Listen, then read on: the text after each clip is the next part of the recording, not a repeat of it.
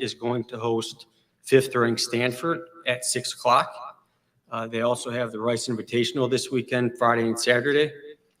On Sunday, soccer is going to host Texas A&M at 7 o'clock at Holloway Field.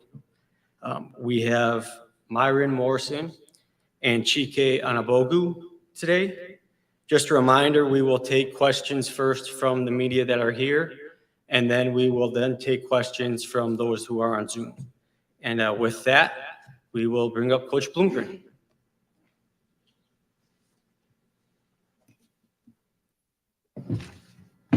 All right. Good afternoon, everyone. Thanks, everybody, for coming out today. Saturday afternoon in DKR Stadium is exactly what we thought it would be. I thought the atmosphere was electric. I thought the full pageantry of college football was on display. It was a great venue for our team to play in. I go back to the week before we played Texas and the way we prepared.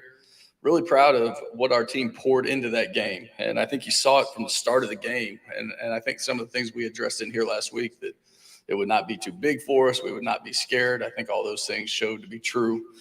And, again, when you pour a lot into a game or in anything in this life and you get a result that's different than what you want, it's going to be disheartening. And our kids dealt with that. And, they went through the film study on Sunday. They got to meet with their coaches yesterday. And then we got back on the grass, which is the best thing about the football season, is the ability to get back out there and practice, get a few things corrected, and move forward.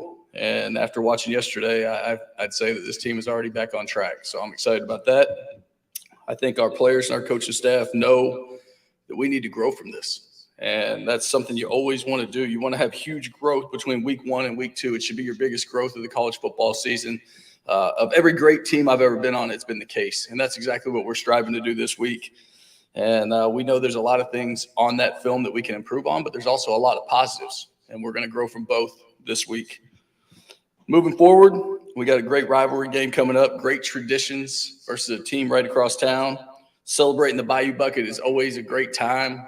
The Houston Touchdown Club has a lot of great events around it, including the luncheon tomorrow. And then on Friday night, when our team heads to the hotel, our building will be taken over for Huddle Up. A bunch of alumni and lettermen will be coming in here, and we'll be celebrating the conference champion team of 2013. So it'll be great to have those guys here for this weekend as well. We certainly recognize that Coach Holgerson's team is very talented, and we know that it's going to be a game where we have to play good, clean football for 60 minutes if we want to get the results we want. As Tim mentioned, I'm glad that you'll get to hear from two of our captains that also hail from the Houston area, and Myron and Chike. But before they come up, I'll answer any questions y'all have. Coach, how is the health situation?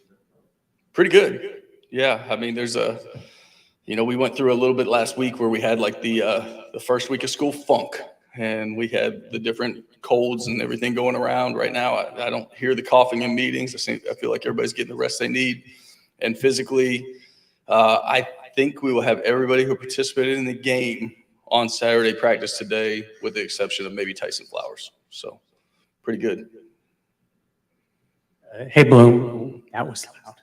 In the world of college football realignment today, it seems like rivalries are getting put by the wayside. There's no scheduled game for the Bayou Bucket after Saturday. What's kind of your take on that, and how important would it be to get this rivalry continuing? So I don't know that that's accurate from what I have on my schedule. So I would have to leave that up to scheduling people. I have it going a few more years on what I've been given. Okay. So that might be a new AD, Tommy McClellan question of how long is left on the current contract. Because it was my understanding we were going to play this thing for a few more years. And then the conference realignment stuff has dropped a nuclear bomb on a lot of things that were planned. So I guess I don't know the answer to that question. But the stadiums are 4.5 miles apart. Driving on roads, and it's probably more like 3 as the crow flies. And you'll hear from these guys the fact that they're going to play a lot of their old teammates, a lot of guys they played against in high school. And anytime you play a team in Texas, that's really cool. But in your own city, that's fun. The rivalry is real. And then I guess the follow-up, now you've played Houston just as much as more often as some of the other teams you've played in whatever conference you've been on. Last year you got closer points-wise than you had yet. Does it kind of feel like y'all are continuing to get that, and this might be the year to break through?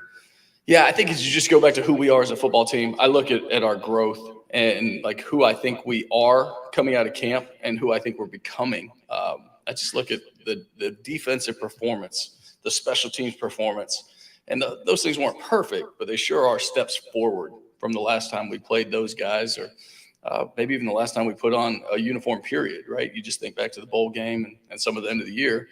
So I just think there's such great growth there, and I really believe in this offense. I really believe this offense is going to take a step like they did from scrimmage 1 to scrimmage 2 this year. And if we can do that, if we can have that kind of growth in this week, we'll all be happy with those results. So I just feel really confident we're the best football team we've been. I look again. I just saw this stat. I didn't realize it, but I guess Texas's offensive line gave up 8 total sacks last year. And it's the same starting 5 back, and we had 3. And so that tells you that our guys are getting after the passer. You know, people want to say we didn't stop the run. We held really good backs to under 4 yards a carry. So there's a lot to be proud of in that game. And again, if we just keep growing and keep taking steps, I think the sky's kind of the limit for this team. Coach, I got a couple questions for you. I asked what you talked about, the U of H rivalry. But is this one of these things where you guys playing each other benefits both programs? You know, I think there's something that can be said for that. I definitely do. I think, again, the fact that we recruit against them on occasion, maybe not often, but the fact that our kids have so much familiarity with their roster. And we certainly see their coaches at every event. Like, I think the world of Doug Belk. And so, like, you know, we're gonna talk, we're gonna have fun, and then Saturday we're probably not gonna talk real friendly to each other, and we both understand that. But a lot of respect for him and his side of the ball and how much he does within that program. And you know, there's no hiding the fact that Dana is a great offensive mind and a great play caller. You know, that's been proven over time. When he was serving the role as a coordinator to when he became a head coach at West Virginia, and now again, I think he presents a lot of challenges in his schemes. You mentioned there's always that biggest growth from game 1 to game 2. You expect the same thing from JT with an extra week? You know, I do, but I said it after the game. I just think it's really hard to assess JT on what happened in that game the other day. I thought the pressure was serious. I thought, like, those are 2 outstanding defensive lines in that game. When you look at ours and you look at theirs, and the size of their guys, the size of 93, I really don't know. I mean, I think he's listed at 340 something. I feel like he's 390 and he's moving like that. You know, he's like, it's unbelievable. He's a freak. And so I just thought with the pressure that was on him, the things that he's got to clean up in his game are not turning the ball over in those instances. And he's been very clear and been able to articulate how he will not do that going forward to his teammates and to the media as well. So that's the growth we need from him. And we also need him to hit the throws that he's capable of making. It's just hard to be perfect in this game. It's an imperfect game played by imperfect players, coached by imperfect coaches. So that's always hard, but we do hold him to a very high standard. And when we see that in a game, I think we're all going to enjoy it. Talk about the Cougars offense. Some key guys coming back, but still, like, a lot of the portal, they've plugged in a lot of new guys in there too. Yeah, I mean, start with Dante Culpepper, right? Like, you got Donovan Smith in there, whatever he is, 6'4", 6'5", 240 pounds. You know, I think he's really a key to this thing right now. You know, he obviously runs the football really well. He's had some great glimpses when he was at Texas Tech. And the other day, he led them. You know, he found a way to make sure that they scored one more point and had a couple of nice touchdown drives. I think whether it's him or Dana or the combination of the two, the fact that all 3 of their receivers are catching balls down the field and having big plays. You know, when you talk about Manjack and you talk about Matthew Golden and number 4, is it Samuel Brown. You know, those guys all making plays and all getting opportunities down the field. So it's not one guy that's making the plays. It's all their guys are doing a great job. Like he talked about JT making the throws he's got to make. And I was thinking about the touchdown throw to Luke. That was a throw that he had. There was only like one spot he could put it for Luke to catch it. Is that something you guys built off of to say, look at this play, this is what we need? Yeah, you know, that was a big-time throw. But that's what he does. He makes big-time throws, and that's why he's here, and that's why he was a 5-star coming out. And So that's the expectation, to say the least. I love that drive in the fourth quarter. I love that our team was able to circle the wagons and put together a really good fourth quarter, where I'm not sure we did that much in the past when things weren't going our way against one of those guys when you're punching up a weight class, if you will. So I think settling in and us getting back on track, getting the 4th and 1 against the starting defensive line that they put back in the game that late, and then finding a way to get that touchdown on the board. That was all big stuff. So, yeah, that's the kind of stuff we need and expect from him. Coach, I know you got to feel pretty confident based on how the defense played against Texas. Kind of looking at this game against you, based two different teams. I know they do things differently, but just based on what you saw, what you know about your defense, how do you feel about this? You know, I feel great because of who our defense is, and because I'm going to worry about us and us getting better and playing our kind of ball. But I'd be lying if I told you there's not a few cats on that other side of town. They're going to put on a red jersey that are pretty scary. I mean, they all can run, they all make plays. So we're going to have to be doing exactly what we did in this last game. We're going to have to make sure the rushing coverage works together the way it's supposed to. Make sure we play this thing top down and don't allow the ball to go over our head, get hits on the passer. And then while doing that on base downs, we certainly got to stop the run. And I have all the confidence in the world in our defense to be able to do that. But it's not like it's not a big challenge. That's a talented group over there. Any other questions for Coach in here? Hey, Steve, do you have any questions for Coach? Yes. Hi, Bloom. Seemed like the defensive line got some good pressure on Texas last week. How much would you just attribute that to having a fully healthy DeBraylon Carroll? Yeah, I think that means a lot. I think DeBraylon is not only back to pre-injury DeBraylon Carroll, which we've all wanted to see. I think he's a much better version of that. I think he's the best he's ever played. I think Josh Piercy's playing at a level that's the best he's ever played. Coco obviously was a great ad. Coleman Coco plays with a great motor. And to see those guys hitting the quarterback and making Ewer's life pretty uncomfortable back there was awesome to see. And so when you talk about having DeBraylon in there, Isaiah Floyd, Blake Banish, those big guys inside, anytime they're in there, it really does allow your guys on the edge to eat a little bit more and to have those one-on-ones. And I thought Coach Smith called a great game. So I think all the combination of those things was awesome. And but that D-line is special, and DeBraylon is certainly a huge piece of it. And also, Houston brought in a cornerback this offseason, Malik Fleming. You saw the tape last week. You saw what he was capable of against UTSA. How would you assess that matchup going against Luke McCaffrey and some of your top receivers? Yeah, it's interesting because I think I mentioned Doug Belk earlier. And, you know, look, you talk about Malik Fleming. The 2 picks were game-changing. Both of them came in the third quarter. He had a big punt return earlier in the game that was a big spark for them. So he's a talented kid that I think was second team all AAC last year at ECU. So he's a great piece, but I just don't know where the matchup's going to come is really what I would tell you, because Doug's doing such a good job playing with different fronts. He's really changed himself from last year when you watch the film of the UTSA game. I think, you know, he did some things that maybe weren't what they had shown in past years, and there was a little bit of a surprise effect. I don't know that he can surprise us after everything he ran in that game. He ran every front in football. Combine that with the fact that Malik Fleming played corner, he played nickel, and he played post safety. He's just moving Malik around a lot. I think he's got a special guy that he trusts, and you see that. And so you combine the unique pressures that he's running, the different looking fronts on base downs. You know, it's not as simple even as saying, hey, they run every front in football. It's over, it's under, it's even, it's odd, it's bare. Almost everything he does seems to make bare, but there's iterations within the odd stuff where they take a defensive end and walk him into a linebacker position. They're doing a lot of creative stuff that's going to cause our offense to spend a lot of time on task.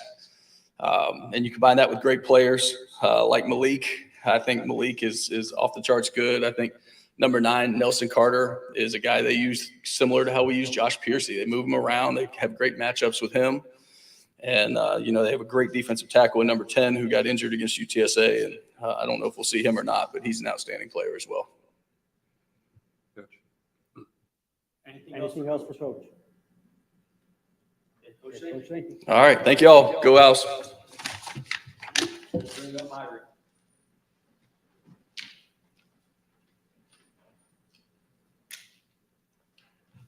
Hi, good afternoon. How you doing?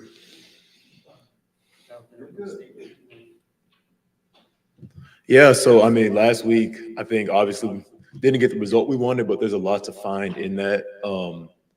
First and foremost, I'm proud of the way we came out the first drive on defense. We had a test. They wanted to go forward on fourth down with us and see how we would respond to that. And I'm glad the way the front stood up, the front and the back end working together to create that fourth down stop right out the bat. So, and then going forward, just throughout the whole first half, there were so many flashes of really elite defense being played. One thing that I find encouragement in is a lot of the big plays and explosives that they had were the result of self-inflicted wounds that are something that is very fixable on our end. So those are things, like we mentioned, that big jump that you see from week 1 to week 2, very fixable errors were made that weren't even as much physical as they were mental. That's going to be, seen completely patched up in our next games next week on Saturday as well. So I know you were well-traveled. You got a really cool backstory, but growing like high school ball in Houston, what's this rivalry mean to you and the guys in the locker room like TK and that even aren't from Houston? What's this mean to y'all? Right. I mean, growing up in Houston, the U of H brand always wanted to claim the city of Houston. And it's our job and our turn to show like there's a team down the street who's really that team in Houston who can really claim that title, right? And then just over the years of playing Houston several times, there's different people that I've, played against in high school, but even throughout the amount of times we've played them in college, like different matchups that are familiar that we'll know come Saturday. And, that you talked about the significance of the rivalry, but the fact that you've played them so many times and as you've kind of been a part of this journey of this program building, how significant would it be to get that win to kind of another step on your journey as you kind of see, this brand rise? Right. I mean, that's definitely the only goal going into Saturday is to bring home that Bayou bucket, especially me being a Houston kid, but being in the city of Houston, to claim that would be everything. I don't know one player that isn't competitive, especially you. So how many guys have you already spoken with? Have you had a chance to talk with some of those guys at the University of Houston already? Have you guys been texting? Anything at all, any kind of communication? I mean, I really haven't had any contact with Houston players. Like it's really about us. There's not much to be said to them. It's about the guys in this building. What have you watched game tape of the U of H San Antonio game? So what did you see? Were you able to pick up some good things from there that you think would be able to really apply on Saturday? Yeah, I mean, we noticed obviously they have a new QB in Clayton Toone's place who also likes to run the ball a lot, a bigger guy. So that's going to be stopping that was a big point of emphasis last year. It'll be the similar thing this year with a slightly bigger guy. We saw some trickery, we saw a reverse. So definitely some of the same coaching points we had, but just knowing that we're going into a similar situation with a running QB. Overall, how much better you think this defense is for you guys compared to last year? I just think we've grown more and more with how seasoned we are, how much chemistry we have. Like guys like Josh Piercy, DeBraylon, myself, Sean Fresh, like we've played together for a while. So it's almost like we can manipulate certain situations in the defense even better because we know what it is in X and O's, but we know how we can make simple adjustments in the middle of the game and how I can gap exchange and everything with the guys in front of me. So really just the growth of being tenured in this defense and tenured in this program. And also additions such as Coleman Coco, like that's a force, and everybody that like the amount of rotation that we're able to do, the amount of depth we have. We played 6 linebackers last game, fresh legs going in, and there's no drop off amongst everybody. So I'm really excited to continue that and proud of what we've been able to do. Anything else from Myron in here? Okay, Steve, anything from Myron? Hi, Myron. This is a team that last year you guys held a fourth quarter lead over. You played them down to the final play. How does last year's matchup kind of inspire confidence to know that this Bayou bucket is definitely yours for the taking if you can get it? Right. I mean, last year was a game that we went into it feeling like we definitely could have taken in. It came down to the very last play, how the outcome would turn out, but it just shows like we're that much stronger. Something we could have done last year, and we can do it again this year, which is how much we've grown as a team. Thank you, Myron. Anything else from Myron? Myron, thank you. Thank you. We'll bring up Chike. Chike, same thing we just talked about last week, and then looking forward to Cool. Good afternoon, y'all. Thanks for being here. So going off last week, it was a tough loss, obviously not the result that we wanted, but as Myron said and Coach Bloom said, there's a lot of positive that we can take from the game. We were able to kind of execute our game plan, get into what we wanted to do. Felt like we handled the run well, which is a huge point of emphasis for us, especially the way we ended last season. So I think there were a lot of positives that we were able to take. We're able to come in clutch on 4th down stops, played a lot better in the red zone, which we know is really important if you want to win college football. So a lot of positives that we can take from last week going into this week against Houston. You've played just about everywhere, it feels like, for this defense over your years here. What's kind of been the experience for you moving to linebacker this spring and this fall, and then kind of being able to be a part of that rotation Myron was talking about, seeing so many guys get through? I think just being in around our defense and just learning from Coach Smith has helped me kind of play wherever I need to. He's a great football mind, so being able to be in meeting rooms and just soak up as much knowledge as I can has been amazing. And the addition of Coach K is huge. It's everything. Myron can tell you, all the guys in the room can tell you, he's one of the best football minds in general. So being able to soak up that knowledge has helped me, as well as the other linebackers, just be able to play a lot faster, be efficient in communications, our footwork, and just be more complete as football players. What did it mean getting voted captain before the season? That's everything. That's the goal I've had since, I started playing football. So just knowing that my guys have faith in me and knowing my love for them is reciprocated, it's huge. It's an honor. Chike, you played Texas last week, different football team from the University of Houston. You're trying to get set for this game. What are the major differences you see between Texas, U of H?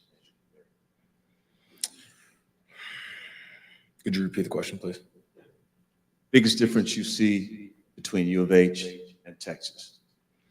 I would say personnel, some of the schemes that are some of the schematic things that are different. Obviously being at home is going to, kind of play a different factor in that, not having to deal with the noise and fans as much. But, they're both great teams, well coached, storied history. So it's going to be a different challenge, but one that we're up for. We're looking forward to. Being a Houston area guy, what does this mean to you? And you know a lot of guys across town there. As Myron said, it's always huge playing the guys across town, guys that I've kind of grown up with, played football with since high school. Nelson Caesar, number 9, is my guy. But, it's, as Myron said, it's about us. Like, it doesn't really matter too much who we play against. Like, for us, it's all about us, what we can control, cleaning up the mistakes that we had last week, just trying to build every single day into the best team that we can be so that whoever we line up against, we have our best foot forward. anything else for Chike here? Steve, Anything for Chike?